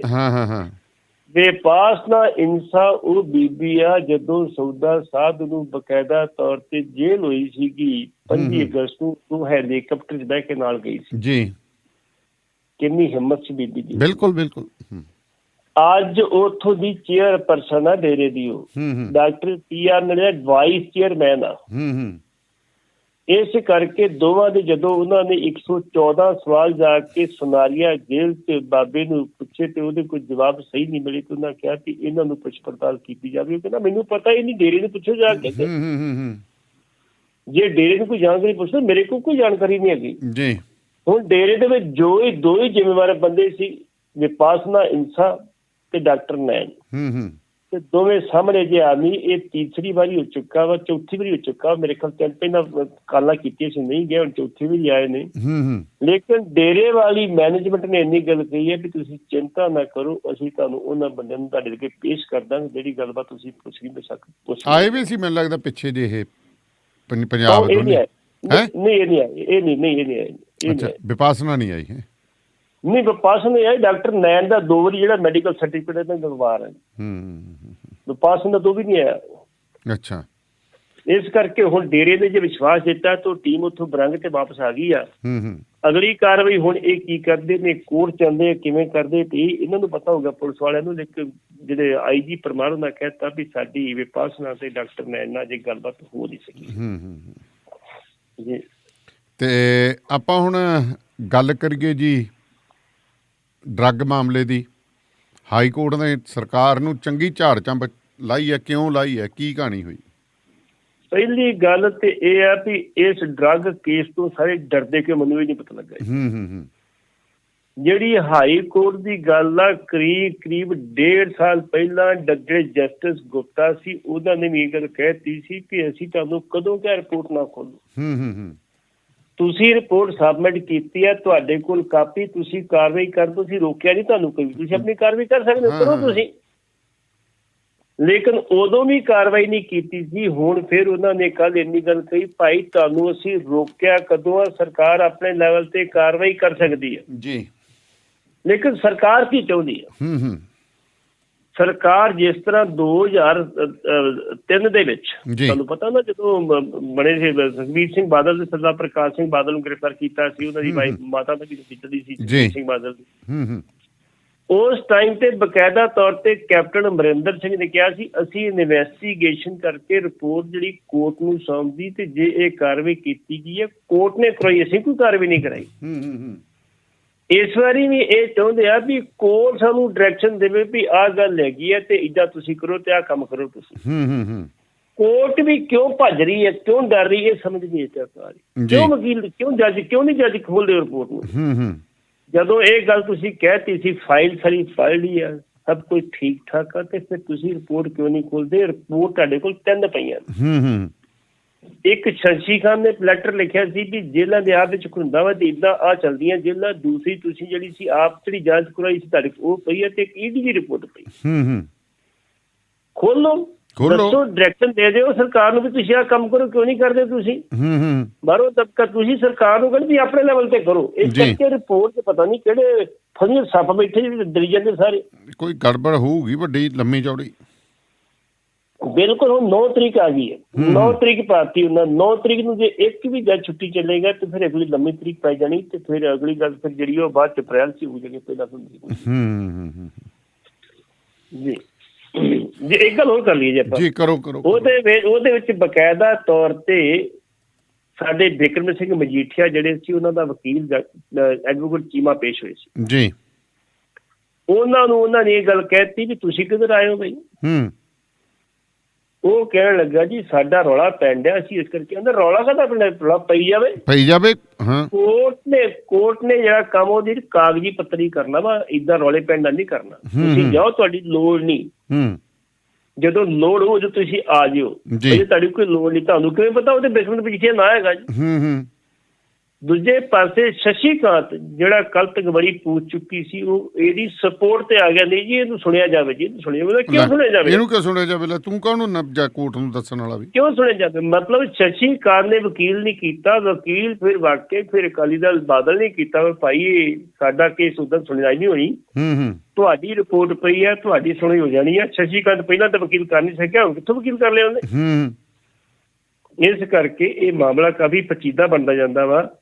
9 ਤਰੀਕ ਨੂੰ ਜੇ ਤਰੀਕ ਪੈਂਦੀ ਹੈ ਤੇ ਫਿਰ ਸਮਝ ਲਓ ਕਿ ਇਹ ਹੁਣ ਲੰਮਾ ਹੀ ਕੰਮ ਪਊਗਾ, ਇਹ ਖੁੱਲ੍ਹ ਨਹੀਂ ਖਾਗੀ ਮੁਸ਼ਕਿਲ ਹੀ ਹੈ। ਉਹਨਾਂ ਨੂੰ ਪਹਿਲਾਂ ਹੀ ਕਰੀ ਜਾਂਦੇ ਵੀ ਸਾਨੂੰ ਅੰਦਰ ਦੇਣਗੇ, ਇਹਨੂੰ ਫਸਾਉਣਗੇ, ਤਿਆਰ ਕਰੋ। ਆਪਾਂ ਕੀ ਕਹਿੰਦੇ ਆ ਉਹ ਦੇਣੀਆਂ ਗ੍ਰਿਫਤਾਰੀਆਂ ਦੇਊਗੀ ਆਪਣੀ ਕਮੇਟੀ ਅਕਾਲੀ ਦਲ ਦੀ ਜਿਹੜੀ ਹੈਗੀ ਹੈ ਦਾਨੇਵਾਲੀਆ ਸਾਹਿਬ ਜਿਹੜੇ ਗ੍ਰਿਫਤਾਰੀਆਂ ਦੇਣ ਵਾਲੇ ਬਾਬੇ ਸੀ ਨਾ, ਉਹ ਗਏ ਜਿਨ੍ਹਾਂ ਦੇ ਮੋਢੇ ਤੇ ਕਛਹਿਰਾ ਤੇ ਨਾਲ ਪਰਨਾ ਹੁੰਦਾ ਸੀ ਝੋਲੇ ਚ ਪਾਇਆ, ਉਹ ਨਹੀਂ ਰਹੇ ਹੁਣ ਜੀ। ਉਹ 57 ਜੀ ਫੜੇ ਹੁੰਦੇ ਸੀ ਤੇ ਉਹ ਬਕਾਇਦਾ ਤੌਰ ਤੇ ਜ਼ਮਾਨਤ ਨਹੀਂ ਕਰਾਉਂਦੇ ਸੀ। ਕਹਿੰਦੇ ਨਹੀਂ ਜੇਲ੍ਹ ਦੇ ਵਿੱਚ ਠੀਕ, ਸਾਨੂੰ ਸਰਕਾਰ ਸਾਡਾ ਕੇਸ ਵਾਪਸ ਲਵੇ ਛੱਡੇ ਨਹੀਂ ਤੇ ਅਸੀਂ ਜਿਹੜੀ ਜੇਲ੍ਹ ਚ ਅਸੀਂ ਜ਼ਮਾਨਤ ਨਹੀਂ ਕਰਾਉਣੀ। ਅੱਜ ਜਿਹੜੇ ਐਂਡੇਵਰ ਗੱਡੀਆਂ ਦੇ ਘੁੰਮਣ ਵਾਲੇ ਏਸੀ ਕਮਰਿਆਂ ਚ ਰਹਿਣ ਵਾਲੇ ਉਹ ਜੇਲ੍ਹ ਚ ਰਹਿ ਜਾਣਗੇ। ਇਸ ਵੇਲੇ ਸਰਦਾਰ ਸੁਖਬੀਰ ਸਿੰਘ ਜਿੰਨੇ ਮਰਜ਼ੀ ਦਬਕੇ ਮਾਰੀ ਜਾਵੇ, ਜੇ ਕਿਤੇ ਖੁਦਾ ਦਾ ਖਾਸਤਾ ਬਿਕਰਮ ਸਿੰਘ ਮਜੀਠੀਏ ਦੀ ਜਿਹੜੀ ਅੱਜ ਥਾਪੀਆਂ ਮਾਰਦਾ, ਮੈਨੂੰ ਫੜ ਕੇ ਵਿਖਾਓ, ਮੈਨੂੰ ਗ੍ਰਿਫਤਾਰ ਕਰਕੇ ਵਿਖਾਓ।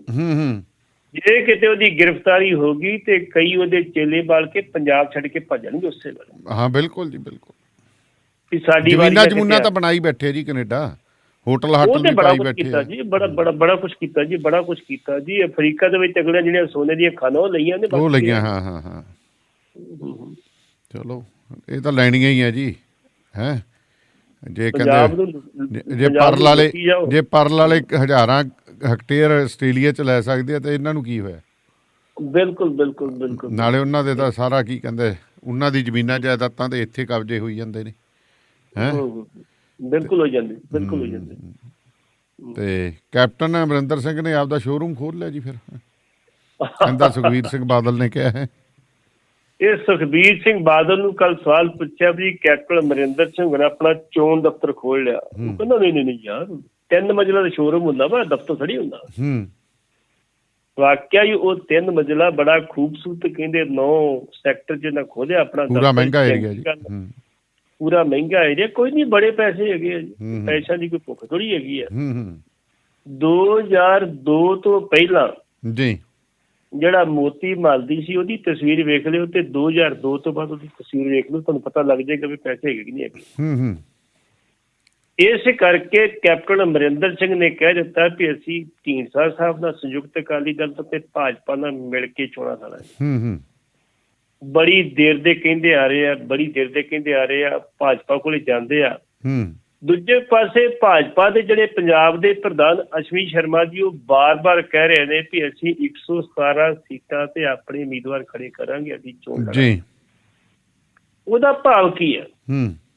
ਉਹ ਕਹਿੰਦੇ ਵੀ ਸਾਡਾ ਅਲਾਇੰਸ ਵਿਸਾਖ ਸੰਯੁਕਤ ਕਿਸਾਨ ਮੋਰਚੇ ਨਾਲ ਹੋ ਜਾਵੇ, ਸੰਯੁਕਤ ਅਕਾਲੀ ਦਲ ਨਾਲ ਹੋ ਜਾਵੇ, ਬਕਾਇਦਾ ਤੌਰ ਤੇ ਕੈਪਟਨ ਸਾਹਿਬ ਦੀ ਪੰਜਾਬ ਲੋਕ ਕਾਂਗਰਸ ਨਾਲ ਹੋ ਜਾਵੇ, ਲੇਕਿਨ ਸਾਰੇ ਬੰਦੇ ਜਿਹੜੇ ਆ ਉਹ ਸਾਡੇ ਚੋਣ ਨਿਸ਼ਾਨ ਜਿਹੜੇ ਆ ਉਹ ਕਮਲ ਦੇ ਫੁੱਲ ਤੇ ਲੜਨਗੇ ਜੀ। ਤੇ ਫਿਰ ਕੈਪਟਨ ਸਾਹਿਬ ਨੂੰ ਤੇ ਢੀਂਡਸਾ ਸਾਹਿਬ ਨੂੰ ਕੀ ਫਾਇਦਾ ਹੋਇਆ ਜੀ? ਢੀਂਡਸਾ ਸਾਹਿਬ ਦੀ ਬਕਾਇਦਾ ਤੌਰ ਤੇ ਕੋਰ ਕਮੇਟੀ ਦੀ ਮੀਟਿੰਗ ਹੋਈ ਆ, ਜਿਹਦੇ ਵਿੱਚ 22 ਦੇ ਕਰੀਬ ਬੰਦੇ ਬੈਠੇ ਸੀ। ਉਹਨਾਂ ਦੇ 14 ਬੰਦਿਆਂ ਨੇ ਕਿਹਾ ਵੀ ਭਾਜਪਾ ਨਾਲ ਅਲਾਇੰਸ ਕੀਤਾ ਜਾਵੇ ਤੇ 8 ਬੰਦਿਆਂ ਨੇ ਕਿਹਾ ਨਹੀਂ, ਭਾਜਪਾ ਨਹੀਂ ਜੀ। ਬਕਾਇਦਾ ਤੌਰ ਤੇ ਜੇ ਅਲਾਇੰਸ ਕਰਨਾ ਤੇ ਤੁਸੀਂ ਆਪ ਨਾਲ ਕਰੋ। ਭਾਜਪਾ ਨੂੰ ਕੌਣ ਪੁੱਛਦਾ? ਸਰਦਾਰ ਰਣਜੀਤ ਸਿੰਘ ਬ੍ਰਹਮਪੁਰਾ ਨੇ ਕਿਹਾ ਵੀ ਭਾਜਪਾ ਨੂੰ ਪਿੰਡਾਂ 'ਚੋਂ ਕੋਈ ਵੋਟ ਨਹੀਂ ਪਾਉਣੀ ਤੇ ਪੰਜਾਬ ਦੇ ਆਪ ਦਾ ਮਾੜਾ ਮੋਟਾ ਕੋਈ ਆਧਾਰ ਹੈਗਾ, 4 ਵੋਟਾਂ ਮਿਲ ਜਾਣਗੀਆਂ ਰਲ ਮਿਲ ਕੇ, ਵੋਟਾਂ ਨਹੀਂ ਮਿਲਣੀਆਂ। ਈਵਨ ਇੱਥੋਂ ਤੱਕ ਜਿਹੜੇ ਸਰਦਾਰ ਸੁਖਦੇਵ ਸਿੰਘ ਢੀਂਡਸਾ ਦੇ ਫਜੰਦ ਨੇ ਜੀ, ਉਹਨਾਂ ਨੇ ਵੀ ਇਹ ਰਾਏ ਦਿੱਤੀ ਹੈ ਕਿ ਆਪਾਂ ਨੂੰ ਬੈਟਰ ਇਹ ਰਹੇਗਾ ਕਿ ਆਪਾਂ ਆਪ ਨਾਲ ਸਮਝੌਤਾ ਕਰੀਏ। ਲੇਕਿਨ ਜਦੋਂ ਕੋਈ ਫੈਸਲਾ ਨਹੀਂ ਹੋਇਆ ਤੇ ਜਿਹੜੀ ਗੱਲ ਸਾਡੀ ਹੁੰਦੀ ਹੈ ਖਾਲਸਿਆਂ ਦੇ ਵਿੱਚ ਜੀ, ਬਕਾਇਦਾ ਤੌਰ ਤੇ ਅਕਾਲੀ ਦਲ 'ਚ ਹੁੰਦੀ ਹੈ, ਪਹਿਲਾਂ ਹੁੰਦੀ ਹੈ ਮੀਟਿੰਗ ਜੀ, ਫਿਰ ਹੁੰਦੀ ਹੈ ਈਟਿੰਗ, ਫਿਰ ਹੁੰਦੀ ਹੈ ਸਲੀਪਿੰਗ ਜੀ, ਤੇ ਫਿਰ ਹੁੰਦੀ ਹੈ ਰਿਪੀਟਿੰਗ। ਜਦੋਂ ਅਸੀਂ ਮੀਟਿੰਗ ਕਰਦੇ ਹਾਂ, ਮੀਟਿੰਗ ਕਰਨ ਤੋਂ ਬਾਅਦ ਫਿਰ ਪ੍ਰਸ਼ਾਦਾ ਆ ਜਾਂਦਾ, ਨਾਲ ਕੜਾ ਕੜੂ ਆ ਜਾਂਦਾ, ਦਰਬਾਰ ਸਾਹਿਬ ਤੋਂ ਛਕ ਛੁਕ ਲੈਂਦੇ ਚੰਗੀ ਤਰ੍ਹਾਂ, ਅਸੀਂ ਮੁੜ ਕੇ ਉਹਦੀ ਕੂਕੀ ਚੱਲ ਜੀ, ਫਿਰ ਨੀਂਦ ਆ ਜੀ, ਸੌ ਜਾਂਦੇ। ਸੁੱਤੇ ਪਏ ਫਿਰ ਉੱਠਦੇ, ਫਿਰ ਅਸੀਂ ਕਰਦੇ ਹਾਂ ਯਾਰ ਆਪਾਂ ਗੱਲ ਕਰਦੇ ਸੀ ਜੀ ਜੀ, ਤੇ ਕੂਕੀ ਦੇ ਫਿਰ ਚੜੀ ਹੁੰਦੀ, ਫਿਰ ਕਹਿੰਦੇ ਜੀ ਪ੍ਰਧਾਨ ਸਾਹਿਬ ਨੂੰ ਸਾਰੇ ਅਧਿਕਾਰ ਦੇ ਦਿੱਤੇ ਨੇ, ਉਹ ਆਪਣੀ ਮਰਜ਼ੀ ਨਾਲ ਜੋ ਕਰਨਗੇ ਸਭ ਨੂੰ ਮਨਜ਼ੂਰ ਹੋਏਗਾ ਜੀ। ਅਖੀਰ ਤੇ ਫਿਰ ਇਹੋ ਹੀ ਜਿਹੜੇ ਖਾਲਸਾ ਨੇ ਕੰਮ ਕੀਤਾ ਵੀ ਜਿਹੜਾ ਰਿਪੀਟਿੰਗ ਵਾਲਾ ਵੀ ਸਾਰੇ ਅਧਿਕਾਰ ਦੇ ਦਿੱਤੇ ਨੇ ਸਰਦਾਰ ਸੁਖਦੇਵ ਸਿੰਘ ਢੀਂਡਸਾ ਨੂੰ ਵੀ ਤੁਸੀਂ ਆਪਣੇ ਲੈਵਲ ਤੇ ਫੈਸਲਾ ਲੈ ਲਓ। ਜਿਹੜਾ ਫੈਸਲਾ ਲੈਣਾ ਉਹ ਫੈਸਲਾ ਉਹ ਕਦੋਂ ਲੈਂਦੇ ਆ ਤੇ ਕਿਵੇਂ ਲੈਂਦੇ ਆ ਤੇ ਕਿੱਧਰ ਨੂੰ ਲੈਂਦੇ ਆ, ਇਹ ਤੁਹਾਨੂੰ ਭਵਿੱਖ ਦੀ ਬੁੱਕ 'ਚ ਛੁਪਿਆ ਜੀ। ਚਲੋ ਫੈਸਲਾ ਲੈ ਲੈਣ ਜੀ, ਕੀ ਕਰਦਾ। ਤੇ ਉਧਰ ਮੰਡ ਨੇ ਫਿਰ ਕੈਪਟਨ ਨੂੰ ਤਨਖਾਹੀਆ ਕਰਾਰ ਵੀ ਦੇ ਦਿੱਤਾ ਜੀ। ਇਹ ਕਿਹੜੇ ਤਖਤ ਸਾਹਿਬ ਤੋਂ ਦਿੱਤਾ ਜੀ? ਬੇਸਿਕਲੀ ਤਖਤ ਸਾਹਿਬ ਜਿੰਨੇ ਮਰਜ਼ੀ ਹੋਣ ਜੀ, ਪਰ ਇਹਨਾਂ ਕੋਲ ਤਖਤ ਸਾਹਿਬ ਤੇ ਬਹਿਣ ਦੀ ਜਗ੍ਹਾ ਕਿਹੜੀ ਹੈ? ਉਹੀ ਤਾਂ ਮੈਂ ਆਖਿਆ ਜੀ, ਉਹੀ ਤਾਂ ਸਵਾਲ ਆ ਮੇਰਾ। 10 ਨਵੰਬਰ 2015 ਨੂੰ ਬਕਾਇਦਾ ਤੌਰ ਤੇ ਜਦੋਂ ਸਰਬੱਤ ਖਾਲਸਾ ਮੰਡਿਆਲੇ ਦੀ ਧਰਤੀ ਤੇ ਹੋਇਆ, ਉਸ ਟਾਈਮ ਤੇ ਚਰਨਜੀਤ ਸਿੰਘ ਬਰਾੜ ਬਾਰ-ਬਾਰ ਕਹਿ ਰਿਹਾ ਸੀ ਇਹਨਾਂ ਜਿਹੜਾ ਸਰਬੱਤ ਖਾਲਸਾ ਕੀਤਾ ਉਹ ਮੱਸੇ ਰੰਗੜ ਦੀ ਧਰਤੀ ਤੇ ਕੀਤਾ। ਭਾਈ ਮੱਸਾ ਰੰਗੜ ਮਾਮਾ ਲੱਗਦਾ ਇੱਥੋਂ ਨਾ, ਦੱਸੋ। ਉਸ ਪਿੰਡ ਦੇ ਵਿੱਚ ਅੱਜ ਸਾਰੇ ਦੇ ਸਾਰੇ ਸਿੱਖ ਵੱਸਦੇ ਨੇ, ਮੱਸਾ ਰੰਗੜ ਵੱਸਦਾ ਹੋਊਗਾ, ਫਿਰ ਕੀ ਹੋਇਆ? ਉਹ ਬਕਾਇਦਾ ਤੌਰ ਤੇ ਉਸ ਧਰਤੀ ਤੇ ਜਦੋਂ ਕੀਤਾ ਤੇ ਇੰਨੀ ਕਿ ਜਨਤਾ ਆ ਗਈ ਵੀ ਸੰਭਾਲੀ ਨਹੀਂ ਸੀ ਜਾਂਦੀ। 20 ਕਿਲੋਮੀਟਰ ਤੱਕ ਜਾਮ ਲੱਗਾ ਪਿਆ ਸੀ ਵੀ ਭਾਈ ਅਸੀਂ ਉੱਥੇ ਮੋਰਚੇ ਤੇ ਪੁੱਜਣਾ, ਤੇ ਉੱਥੇ ਪਹੁੰਚਣ ਵਾਸਤੇ ਰਸਤਾ ਵੀ ਛੋਟਾ ਸੀ, ਪਹੁੰਚਣਾ ਬੜਾ ਮੁਸ਼ਕਿਲ ਸੀ। ਲੋਕ ਰਸਤੇ 'ਚ ਖਲੋ ਕੇ ਸੁਣ ਕੇ ਚਲੇ ਜੀ। ਆ ਬਿਲਕੁਲ ਭੀੜਾ ਜਿਹਾ ਸਾਰਾ ਹੀ 10-12 ਫੁੱਟ ਦੀ ਭੀੜਾ ਰਸਤਾ ਪਈ ਸੀ, ਬੜੀ ਡੂੰਘੀ ਸੀ, ਬਹੁਤ ਟਾਈਟ ਰਸਤਾ। ਹਾਂਜੀ। ਬਕਾਇਦਾ ਤੌਰ ਤੇ ਉਸ ਸਰਬੱਤ ਖਾਲਸੇ ਲੋਕ ਲੈਣ ਗਏ ਸੀ ਪ੍ਰੋਗਰਾਮ ਵੀ ਸਾਨੂੰ ਬੇਅਦਬੀ ਦੇ ਮਾਮਲੇ 'ਚ ਅਗਲਾ ਪ੍ਰੋਗਰਾਮ ਕੀ ਮਿਲਦਾ ਵਾ ਜੀ। ਲੇਕਿਨ ਇਹਨਾਂ ਪ੍ਰੋਗਰਾਮ ਦੇਣ ਦੀ ਬਜਾਏ ਬਕਾਇਦਾ ਤੌਰ ਤੇ ਆਪਣੇ ਜਥੇਦਾਰ ਕੱਢ ਮਾਰੇ। ਬਿਲਕੁਲ ਜੀ, ਜਥੇਦਾਰੀਆਂ ਲੈ ਲੋਕਾਂ ਨੂੰ ਦਿੱਤਾ ਕੁਛ ਨਹੀਂ, ਲੋਕਾਂ ਨੂੰ ਦਿੱਤਾ ਕੁਛ ਨਹੀਂ, ਲੋਕ ਨਿਰਾਸ਼ ਹੋ ਕੇ ਗਏ। ਫਿਰ ਸਰਦਾਰ ਮੰਡ ਜਿਹੜੇ 1 ਘੰਟਾ ਪਹਿਲਾਂ ਸ਼੍ਰੋਮਣੀ ਅਕਾਲੀ ਦਲ ਅੰਮ੍ਰਿਤਸਰ ਦੇ ਸੀਨੀਅਰ ਮੀਤ ਪ੍ਰਧਾਨ ਸਨ, ਇੱਕ ਸਿਆਸੀ ਆਗੂ ਸਨ, ਉਹਨਾਂ ਕੋਲੋਂ ਸਟੇਜ ਤੇ ਅਨਾਊਂਸ ਕੀਤਾ ਗਿਆ ਵੀ ਭਾਈ ਧਿਆਨ ਸਿੰਘ ਮੰਡ ਹੋਰਾਂ ਕੋਲੋਂ ਜਿਹੜਾ ਉਹਨਾਂ ਅਸਤੀਫਾ ਦੇ ਦਿੱਤਾ ਆਪਣਾ ਅਕਾਲੀ ਦਲ ਤੋਂ, ਤੇ ਮਾਨ ਸਾਹਿਬ ਨੇ ਮਨਜ਼ੂਰ ਵੀ ਕਰ ਦਿੱਤਾ ਜੀ। ਸਭ ਜ਼ਬਾਨੀ ਕਰਨੀ ਗੱਲਾਂ ਹੋਣੀਆਂ। ਉਸ ਤੋਂ ਬਾਅਦ ਅਨਾਊਂਸ ਕਰਦੇ ਨੇ ਸਾਡੇ ਮਾਨਯੋਗ ਗੁਰਦੀਪ ਸਿੰਘ ਬਠਿੰਡਾ ਵੀ ਅੱਜ ਅਸੀਂ ਜਿਹੜਾ ਫੈਸਲਾ ਕੀਤਾ ਉਹ ਫੈਸਲੇ ਮੁਤਾਬਕ ਸਰਦਾਰ ਜਗਤਾਰ ਸਿੰਘ ਹਵਾਰਾ ਜਿਹੜੇ ਨੇ, ਜਥੇਦਾਰ ਜਗਤਾਰ ਸਿੰਘ ਹਵਾਰਾ, ਉਹਨਾਂ ਨੂੰ ਅਕਾਲ ਤਖਤ ਦਾ ਜਥੇਦਾਰ ਨਿਯੁਕਤ ਕੀਤਾ ਜਾਂਦਾ। ਬੜੇ ਨਾਰੇ ਲੱਗੇ, 5 ਮਿੰਟ ਲਾਲਾ ਹੁੰਦੀ ਰਹੀ ਉੱਥੇ।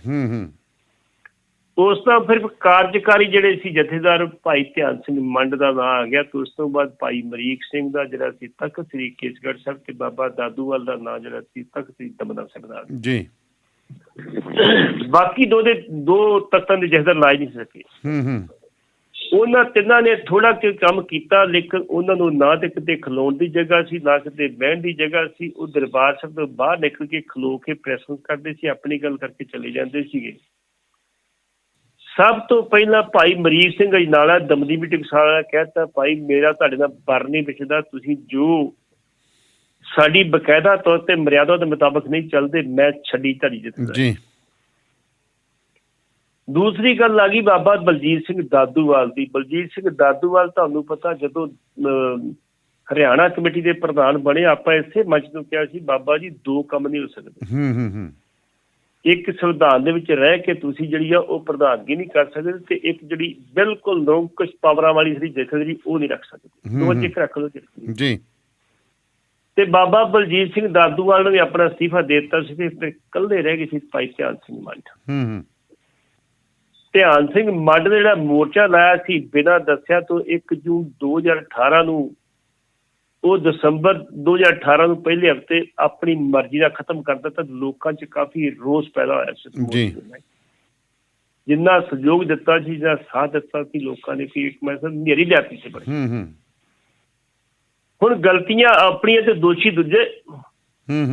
ਉਸ ਟਾਈਮ ਤੇ ਜਦੋਂ ਮੋਰਚਾ ਉਠਾਇਆ ਗਿਆ ਸੀ ਬਕਾਇਦਾ ਤੌਰ ਤੇ, ਉਦੋਂ ਸਾਡੇ ਸੁੱਖੀ ਸਾਹਿਬ ਮੰਤਰੀ ਸਾਹਿਬ, ਤ੍ਰਿਪਰਿੰਦਰ ਬਾਜਵਾ ਮੰਤਰੀ ਸਾਹਿਬ ਜੀ, ਨਾਲ 3 MLA ਸੀ, ਹਰਵਿੰਦਰ ਸਿੰਘ ਆਪਣਾ ਹਰਮਿੰਦਰ ਸਿੰਘ ਗਿੱਲ ਤੇ ਜਿਹੜੇ ਕਿੱਕੀ ਸਾਹਿਬ ਤੇ ਤੁਹਾਡੇ ਕਿੱਕੀ ਢਿੱਲੋਂ ਤੇ ਕੁਲਵੀਰ ਜੀਰਾ।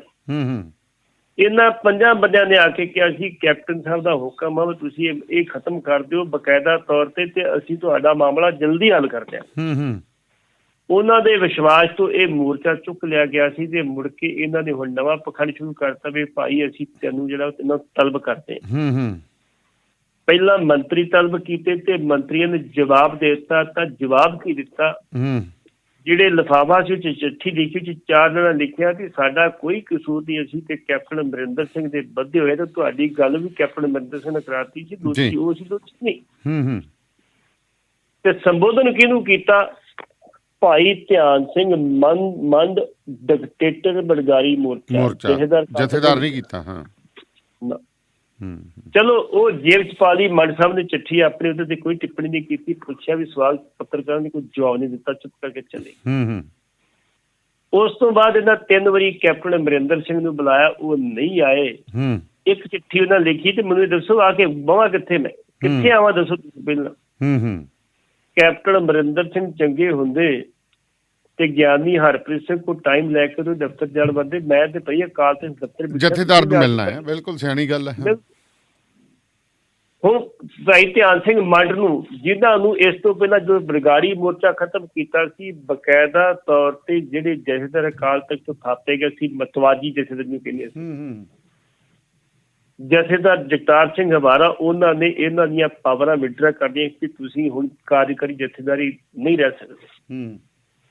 ਉਹਨਾਂ ਉਹਦੇ ਵਾਸਤੇ ਇੱਕ 5 ਮੈਂਬਰੀ ਕਮੇਟੀ ਬਣਾਤੀ ਸੀ, ਲੇਕਿਨ ਇਹ ਫਿਰ ਵੀ ਆਪਣੇ ਨੂੰ ਕਾਰਜਕਾਰੀ ਜਥੇਦਾਰ ਰਖਾਉਂਦੇ ਰਹੇ ਤੇ ਉਸੇ ਜਥੇਦਾਰੀ ਦੇ ਅਧੀਨ ਹੀ ਕੈਪਟਨ ਅਮਰਿੰਦਰ ਸਿੰਘ ਨੂੰ ਬਕਾਇਦਾ ਤੌਰ ਤੇ ਇਹਨਾਂ ਤਨਖਾਹੀਆਂ ਕਰਾ ਦਿੱਤਾ ਤੇ ਸੰਗਤਾਂ ਨੂੰ ਨਾਲ ਜਿਹੜੇ ਸੀ ਆਦੇਸ਼ ਦੇ ਦਿੱਤੇ, ਭਾਈ ਇਸ ਵਿਅਕਤੀ ਦਾ ਕਿਸੇ ਕਿਸਮ ਦੀ ਕੋਈ ਰਾਜਸੀ, ਧਾਰਮਿਕ ਜਾਂ ਕੋਈ ਸਮਾਜਿਕ ਸਾਂਝ ਬਿਲਕੁਲ ਨਾ ਰੱਖੀ ਜਾਵੇ ਜੀ।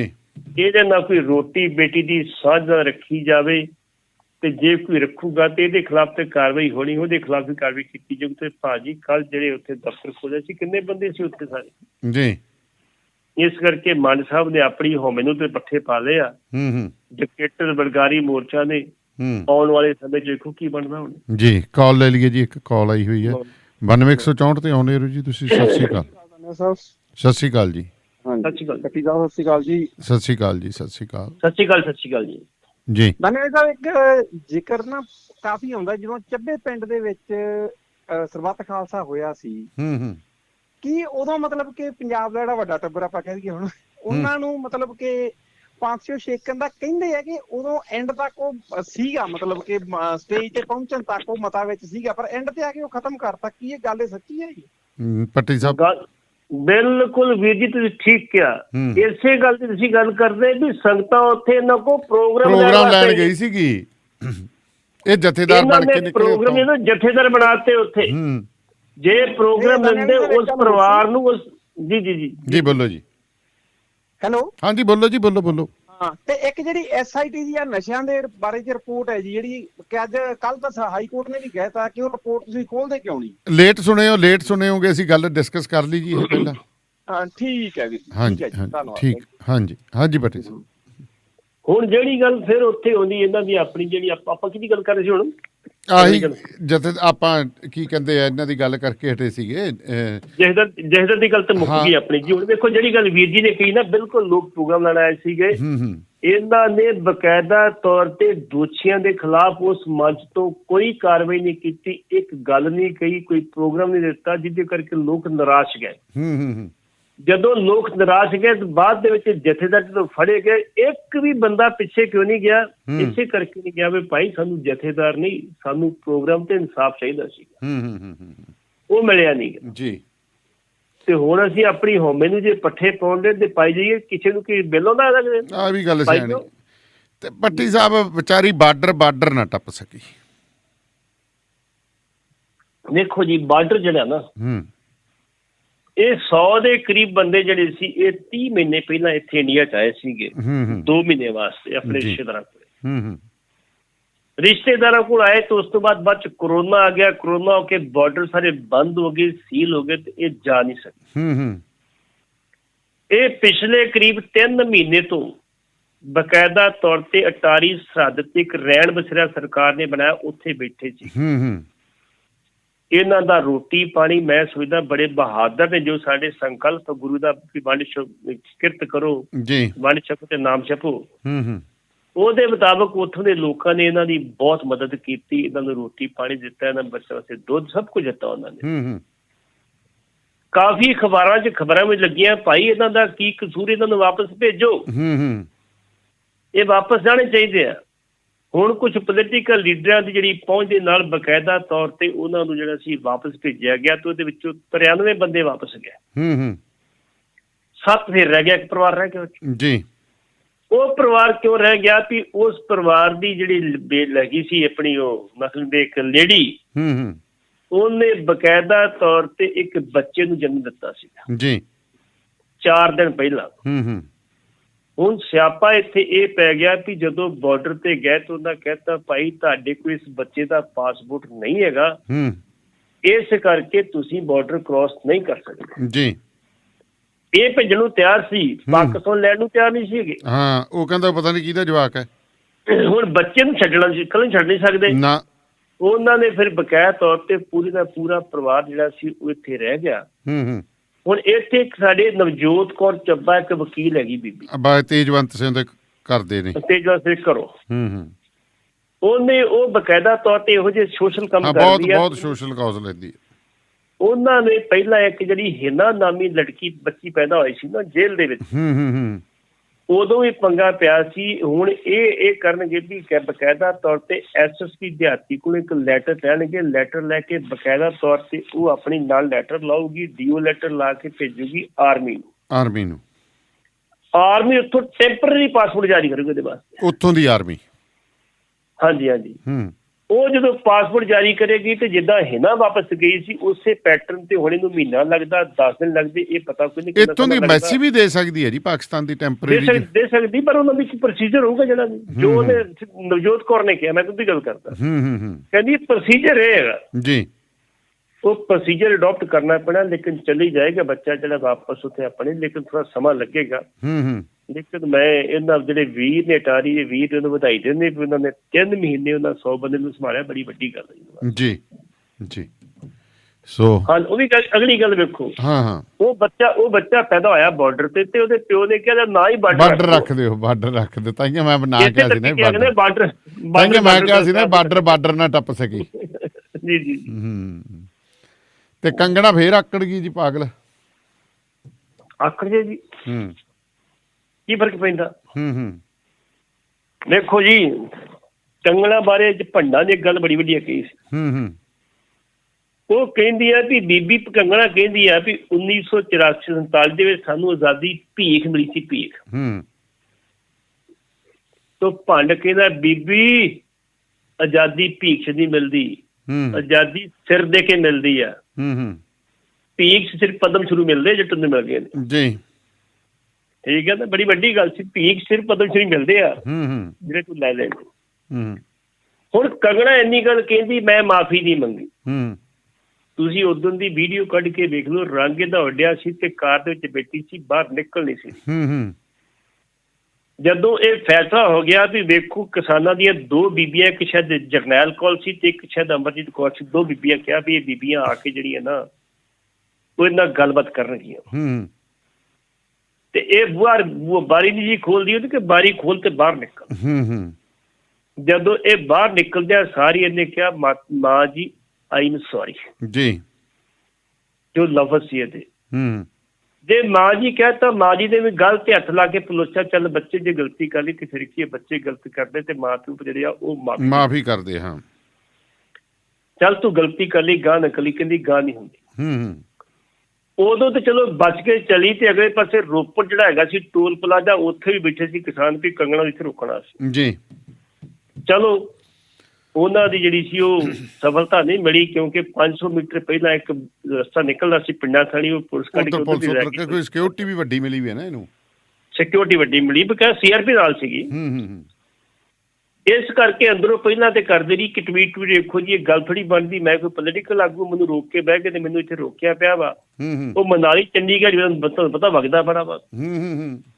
ਉਹ 2:15 ਵਜੇ ਤੋਂ ਲੈ ਕੇ ਤੇ 4:15 ਤੱਕ ਜਿਹੜੀ ਸੀ ਉਹ ਉੱਥੇ ਅੰਦਰ ਬੈਠੀ ਰਹੀ, ਤੇ ਉਹ ਬਾਹਰ ਨਾਅਰੇ ਲਾਉਂਦੇ ਰਹੇ ਜੀ।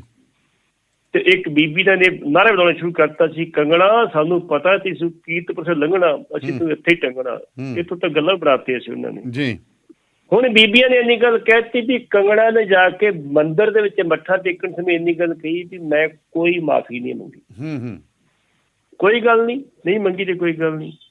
ਉਹਨਾਂ ਕਹਿਤਾ ਬੀਬੀ ਹੁਣ ਕਿਤੇ ਸੋਚ ਸਮਝ ਕੇ ਪੰਜਾਬ 'ਚ ਵੜੀ, ਜਿੱਥੇ ਵੀ ਪੰਜਾਬ 'ਚ ਵੜੇਗੀ ਤੈਨੂੰ ਘੇਰਿਆ ਜਾਊਗਾ, ਤੈਨੂੰ ਉੱਚੀ ਜਗ੍ਹਾ ਤੱਕ ਖੜਾ ਕੀਤਾ ਜਾਊਗਾ, ਹੱਥ ਜੋੜ ਕੇ ਮਾਫੀ ਮੰਗਾਈ, ਤੇਰੀ ਵੀਡੀਓ ਬਣਾਈ ਜਾਊ ਬਗੈਰ ਤੈਨੂੰ ਦੱਸਾਂਗੇ ਕੀ ਭਾ ਤੁਲਦੀ। ਨਹੀਂ ਮਾਫੀ ਮੰਗੀ ਤੇ ਕੋਈ ਗੱਲ ਨਹੀਂ, ਤੂੰ ਚਲੀ ਗਈ ਤੇ ਅਸੀਂ ਚਲੇ ਗਏ ਕਿਤੇ।